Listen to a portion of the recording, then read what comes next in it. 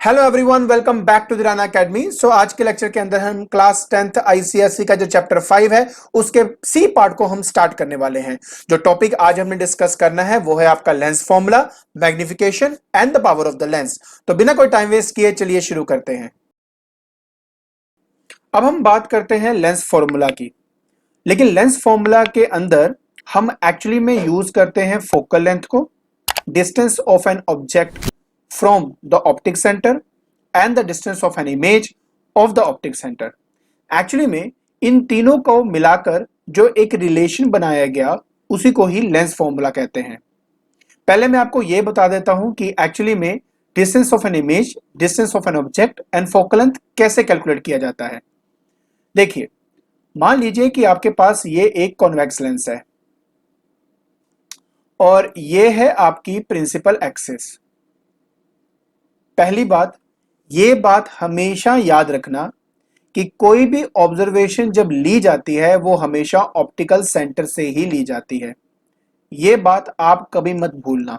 मतलब अगर मुझे कोई भी ऑब्जर्वेशन लेनी है तो हमेशा ये जो ऑप्टिकल सेंटर है इसको एज ए रेफरेंस पॉइंट बनाकर फिर मैं कोई भी चीज, जैसे मान लीजिए अगर मुझे ऑब्जेक्ट है, देखो आपको पता कि आपका जो ऑब्जेक्ट है वो मोस्टली आपका लेफ्ट साइड में रखा जाता है। तो ऑप्टिक सेंटर से इस ऑब्जेक्ट के बीच का ये जो डिस्टेंस है इसी को हम u से रिप्रेजेंट कहते हैं और इसको बोलते हैं डिस्टेंस ऑफ ऑब्जेक्ट। अब जो इमेज है वो आपकी राइट साइड में भी बन सकती है, लेफ्ट साइड में भी बन सकती है।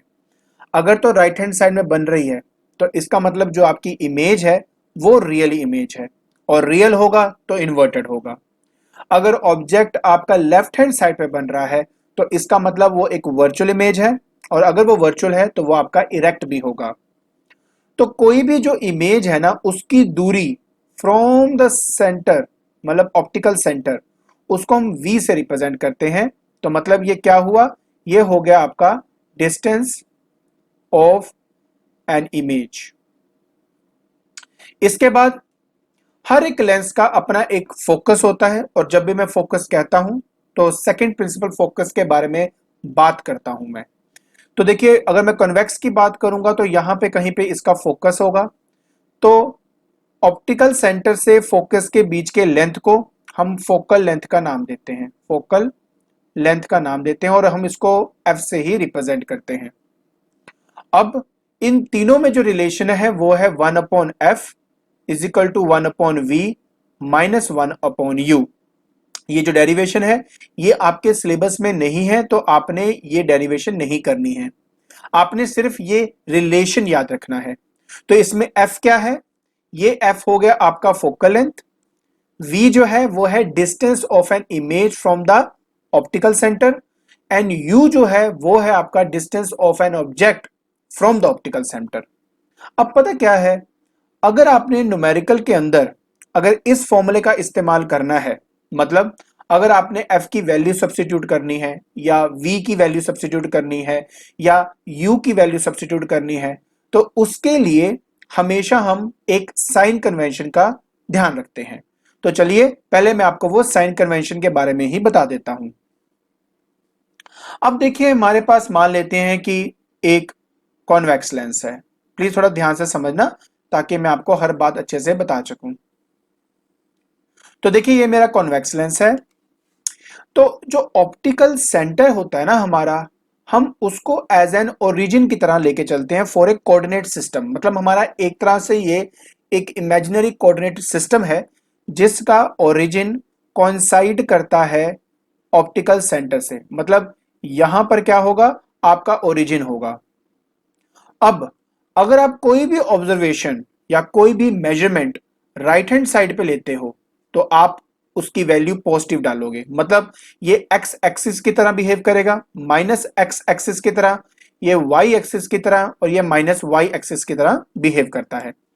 तो अगर आप कोई भी ऑब्जर्वेशन राइट साइड में लेते हो तो आपको पॉजिटिव वैल्यू लेनी होगी। अगर आप कोई भी ऑब्जर्वेशन लेफ्ट साइड में जाकर मेजर करते हो तो आप उसको नेगेटिव पुट करेंगे। अगर आप वाई एक्सिस में कोई ऑब्जर्वेशन लेते हो तो पॉजिटिव लेंगे। अगर आप नेगेटिव वाई एक्सिस की तरफ कोई ऑब्जर्वेशन लेते हो तो नेगेटिव होता है। ये जो वाई एक्सिस के बारे में बात करो ना, basically height of an image and height of an object के टाइम पर हमें इसका इस्तेमाल करना होता है। Otherwise distance of an image and distance of an object की अगर मैं बात करूं तो उस केस में हमेशा ये जो एक्स एक्सिस या माइनस एक्स एक्सिस का ही ध्यान में आता है। क्लियर हो गया? चलिए अब मैं आपको ना कुछ एक जनरल बातें बताता हूं जो आपके बुक में तो नहीं है, बट इससे आपका काम आसान हो जाएगा। अब देखिए यहां पर हमारे पास दो तरह के लेंसेज हैं। एक तो है हमारे पास कॉन्वेक्स लेंस और एक है मेरे पास कॉनकेव लेंस। प्लीज थोड़ा बात को समझने की कोशिश करना। अगर मैं कॉन्वेक्स लेंस की बात करता हूं तो चाहे वो कॉन्वेक्स हो चाहे कॉनकेव हो, ऑब्जेक्ट हमेशा लेफ्ट साइड पे रखा जाता है। तो इसका मतलब हुआ कि u की वैल्यू जब भी आप डालेंगे नेगेटिव ही डालेंगे, चाहे वो कन्वेक्स हो चाहे वो आपका कनकेव हो। ठीक है, तो u की वैल्यू क्या रहेगी? हमेशा आपकी नेगेटिव रहेगी। उसके बाद क्योंकि ये कॉन्वेक्स लेंस है तो इसका जो फोकस है वो हमेशा राइट साइड पे होता है, इसी वजह से f यहां पे क्या होगा? पॉजिटिव होगा। लेकिन इस केस के अंदर जो इसका फोकल लेंथ या फोकस जो होता है, जो सेकंड प्रिंसिपल फोकस जिसको हम कहते हैं, वो हमेशा लेफ्ट साइड पे होता है, इसलिए इसमें f की वैल्यू क्या होगी? हमेशा नेगेटिव होगी। चलिए ये दो बातें तो आपको समझ में आ गई होंगी। अब हम बात करते हैं इमेजेस की। अगर तो मैं बात करता हूं रियल इमेज की, रियल इमेज की, तो रियल इमेज हमेशा लेंस के राइट साइड पे बनता है। तो क्योंकि वो हमेशा राइट साइड पे आपकी इमेज बनती है, रियल इमेज बनती है, इसलिए इस केस में v क्या लेंगे आप? अपना पॉजिटिव लेंगे। लेकिन अगर मैं बात करता हूं वर्चुअल की, तो वर्चुअल इमेज हमेशा उसी साइड बनता है जहां पर ऑब्जेक्ट होता है, इसी वजह से आप इस केस में जो v है वो हमेशा नेगेटिव डालेंगे। अब अगर मैं बात करूं कनकेव की, तो इसमें बनती ही वर्चुअल है और वो हमेशा बनती है on the same size of an object. तो same side of an object बनने की वजह से आपकी जो v की वैल्यू है यहां पर नेगेटिव आती है। सो कहने का मतलब सिर्फ ये हुआ कि अगर मैं कॉन्वेक्स की बात करता हूं तो u आपका नेगेटिव होगा, f आपका पॉजिटिव होगा। Now depending upon real image है कि वर्चुअल इमेज है, v आप डिसाइड करेंगे। उसी तरह अगर मैं कनकेव की बात करूं तो इस केस में तीनों के तीनों ही आपके नेगेटिव होते हैं। आई होप आपको ये साइन कन्वेंशन समझ में आ गया होगा। गुड। अब हम बात कर लेते हैं मैग्निफिकेशन की। जब हम मैग्निफिकेशन बोलते हैं ना, तो बेटा मैग्निफिकेशन का मतलब होता है कि जो भी आपकी इमेज बनी है वो आपके ऑब्जेक्ट से कितने टाइम्स मैग्निफाइड या डिमिनिश्ड बनी है। जब कभी भी किसी की मैग्निफिकेशन फाइंड करते हैं तो बेटा उसके लिए हम हमेशा रेशियो फाइंड करते हैं हाइट ऑफ एन इमेज की divide by height of an object की। ठीक है, इसका एक और फॉर्मूला भी है और वो है आपका equal to v by u. But आपकी इमेज रियल है, वर्चुअल है, मतलब आपने m पॉजिटिव लेना है कि नेगेटिव लेना है, वो इस फॉर्मूले को ध्यान में रख के आपने करना है। मैं बताता हूं कैसे। पहले तो मैं आपके इसके बारे में दो तीन बातें बता दूं। देखिए, अगर तो आपका height of an image greater है हाइट ऑफ एन ऑब्जेक्ट के, तो उस केस में ये जो वैल्यू है ये आपकी ग्रेटर देन 1 आ जाएगी। तो इसका मतलब क्या होगा? ये एक मैग्नीफाइड इमेज के बारे में बात हो रही है।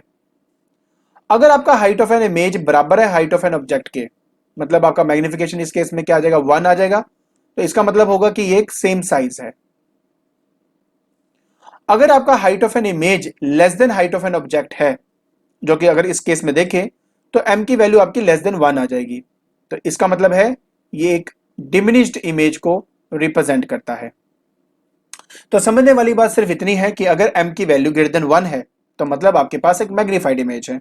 अगर m की वैल्यू इक्वल टू 1 है, इसका मतलब हुआ कि वो सेम साइज की इमेज है। लेकिन अगर वो हुआ लेस देन 1, तो इसका मतलब क्या हुआ? तो इसका मतलब हुआ कि वो एक डिमिनिश्ड इमेज है। अब आप एक बात समझने की कोशिश करना कि लेंस कोई भी हो, हमेशा हमारा जो ऑब्जेक्ट होता है वो अपराइट होता है। अपराइट का मतलब क्या हुआ? कि हमेशा वाई एक्सिस के अलोंग होता है, इसलिए हाइट ऑफ एन ऑब्जेक्ट हमेशा आपका पॉजिटिव लिया जाता है। लेकिन अगर आपके पास एक रियल इमेज है तो रियल इमेज हमेशा इन्वर्टेड होती है। रियल इमेज क्या होती है? हमेशा इन्वर्टेड। उस केस में हाइट ऑफ एन इमेज आपका नेगेटिव होगा एंड देयरफॉर आपकी मैग्निफिकेशन भी क्या आएगी? नेगेटिव आएगी। तो कहने का मतलब यह हुआ कि अगर m की वैल्यू नेगेटिव है तो इसका मतलब हुआ कि वो एक रियल इमेज को रिप्रेजेंट करता है। उसी तरह अगर मैं एक वर्चुअल की बात करता हूं, तो ये तो मेरा यहां तक रियल हो गया। तो अगर मैं एक वर्चुअल के बारे में बात करता हूं, तो आप अच्छी तरह जानते हो कि जिस तरफ आपका ऑब्जेक्ट होता है, इमेज हमेशा उसी तरफ ही बनती है। ऐसे पर्टिकुलर कंडीशन के अंदर दोनों के दोनों अपराइट हैं, मतलब हाइट ऑफ एन ऑब्जेक्ट तो हमेशा पॉजिटिव होगा ही होगा, but height of an image virtual होने की वजह से पॉजिटिव हो जाती है, जिसकी वजह से आपकी जो मैग्निफिकेशन है वो भी पॉजिटिव आएगी। तो चलिए मैं आपको एक दो एग्जांपल दिखाऊं। अगर मान लीजिए मैं आपको यह बोलूं कि मेरी मैग्निफिकेशन है -2, या मैग्निफिकेशन है मेरे पास -0.5, या मैग्निफिकेशन है मेरे पास मान लीजिए +2, तो इनका मतलब क्या है? तो सबसे पहली बात आपको मैं ये बता दूं कि अगर मैग्निफिकेशन नेगेटिव आ गई, तो नेगेटिव साइन सिर्फ ये बता रहा है कि ये एक रियल इमेज के बारे में बात हो रही है। और ये जो न्यूमेरिकल वैल्यू 2 है, क्योंकि ग्रेटर देन 1 है, इसलिए मैं बोलूंगा कि ये एक मैग्नीफाइड इमेज है, मैग्नीफाइड इमेज है। उसी तरह अगर मैं यहां के नेगेटिव को देखूं, तो ये एक रियल इमेज को शो कर रहा है, बट 0.5 आपका लेस देन 1 होने की वजह से डिमिनिश्ड इमेज को शो करता है।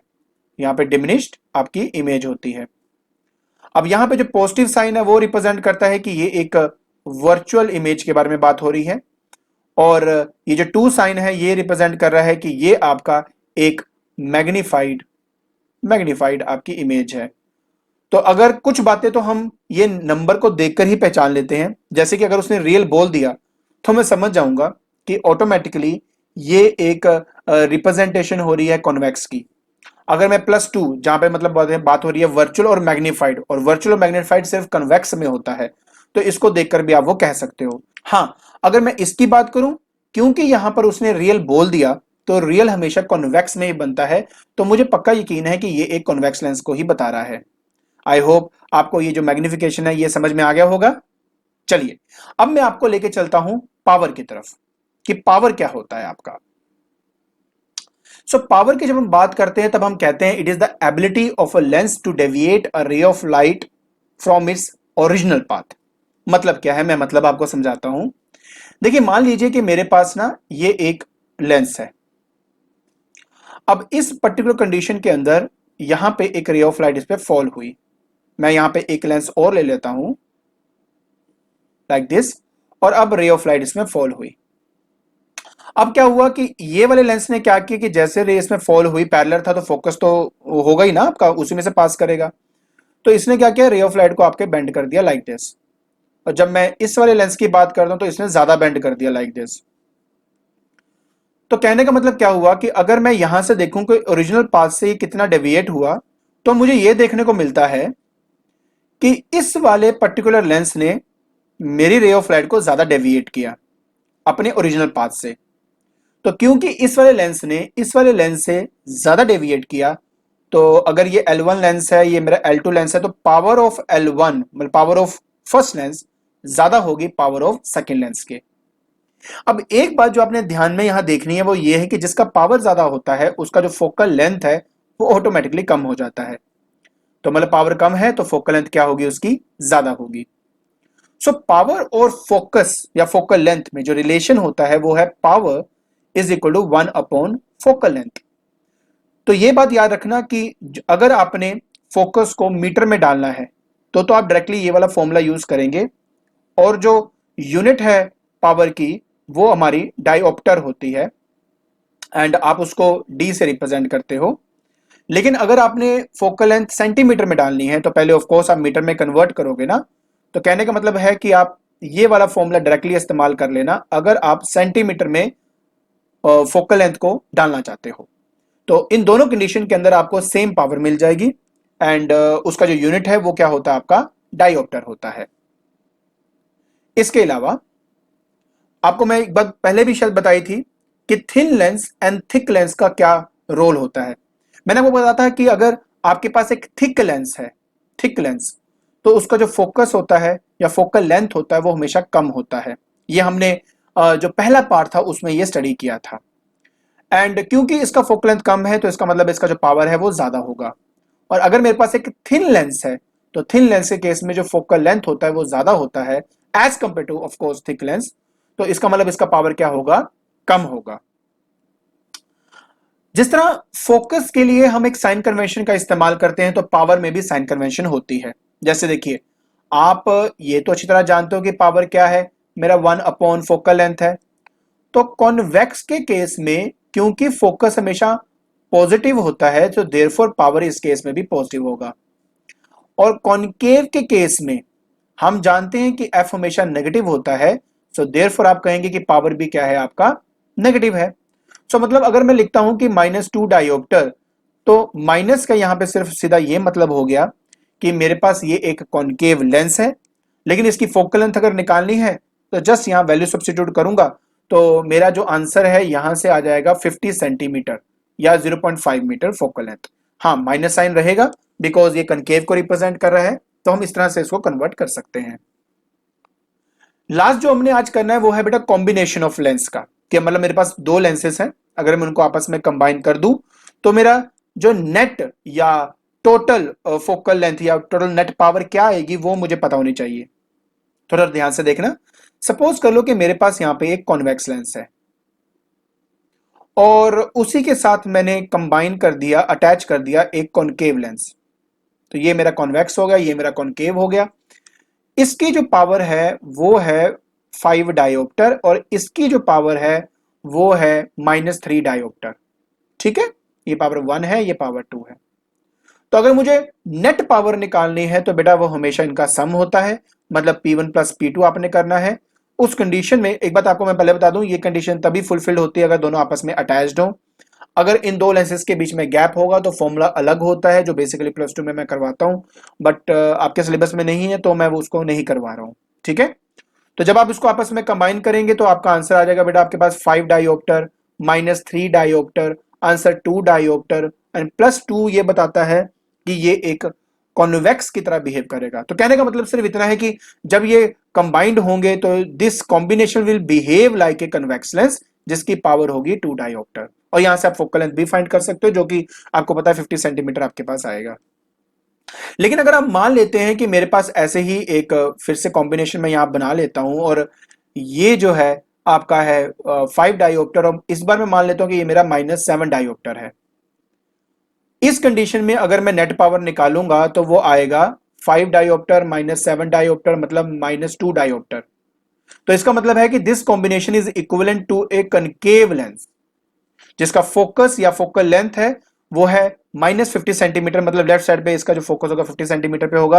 अगर पावर की बात करूं तो इसका -2 डायोप्टर पावर है, तो it is equivalent to a concave lens. मतलब अगर रे ऑफ लाइट इससे पास करेगी तो कनकेव बिहेवियर शो होगा, मतलब डाइवर्जिंग इन नेचर होगा। लेकिन अगर इसमें से पास करूंगा तो कन्वर्जिंग इन नेचर होगा। आई होप आपको ये जो पावर ऑफ लेंस समझ में आ गया होगा। ठीक है, तो आज के लेक्चर के अंदर हमने पार्ट सी की जो पूरी थ्योरी है वो हमने डिस्कस कर ली है। हमने लेंस फॉर्मूले के बारे में पढ़ा, हमने उसके साइन कन्वेंशन के बारे में पढ़ा, हमने ये स्टडी किया कि पावर ऑफ ए लेंस क्या होता है, हमने मैग्निफिकेशन के बारे में पढ़ा, हमने कॉम्बिनेशन ऑफ लेंसेज के बारे में पढ़ा। आज के लेक्चर के अंदर तो मैंने इसकी जो सारी थ्योरी है वो हमारी कवर कर ली है। नेक्स्ट क्लास के अंदर मैं इसके जो न्यूमेरिकल्स हैं उनको डिस्कस करूंगा। अगर आपको मेरी वीडियो पसंद आई तो please like it, share it and subscribe it. आज के लिए बस इतना ही। Thank you so much.